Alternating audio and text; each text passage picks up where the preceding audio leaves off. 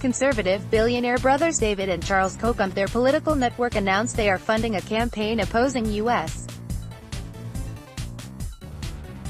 President Donald Trump's trade tariffs, in a move that could open the floodgates. Freedom Partners Chamber of Commerce, Americans for Prosperity and the LIBRE Initiative announced Monday, a multi-year, multi-million-dollar initiative to oppose the tariffs announced by the Trump administration last week. Read more. Canadian government pushing back against Trump's proposal for separate trade deals. The Trump administration has taken some incredibly positive steps for the American economy, but tariffs will undercut that progress and needlessly hamstring our full economic potential.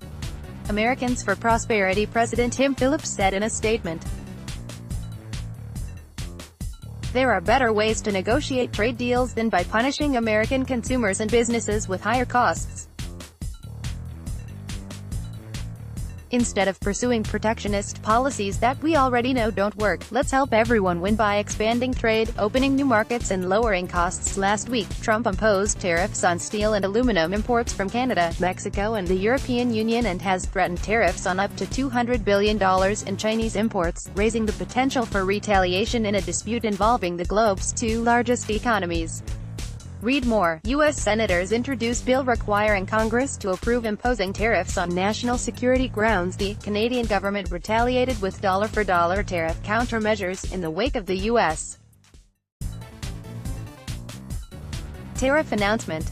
Watch. Angry words from Canada, UK classified as if disagreement. Kudlow says Carleton University's Sprott School of Business professor Ian Lee suggests by the Koch brothers excreting their power and wealth.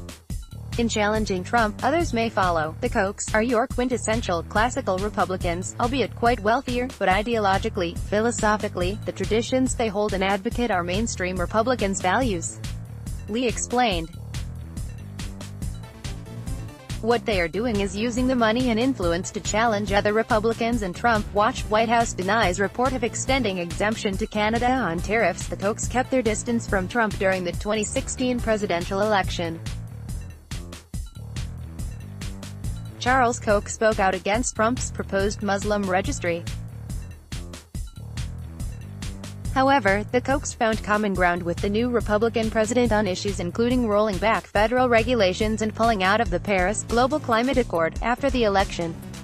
Read more. Trump to face very frank questions at G7 in first direct talks since steel tariffs. Trudeau says Senate Republicans have warned that the tariffs could dampen the economic gains from the GOP tax cuts and sour the mood among voters as lawmakers campaign to protect the Republican majority in Congress in November midterm elections.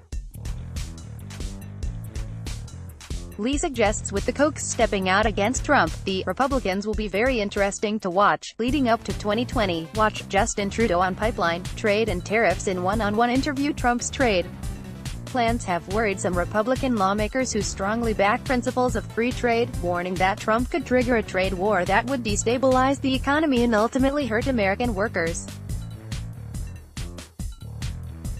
On Tuesday, Republican Senator Bob Corker said he plans to introduce legislation that would require the president to seek Congress approval before imposing tariffs on national security grounds. We plan to offer either later today or in the morning a bill that would redefine the 1962 Trade Act, as it relates to 232, the national security component, Corker said.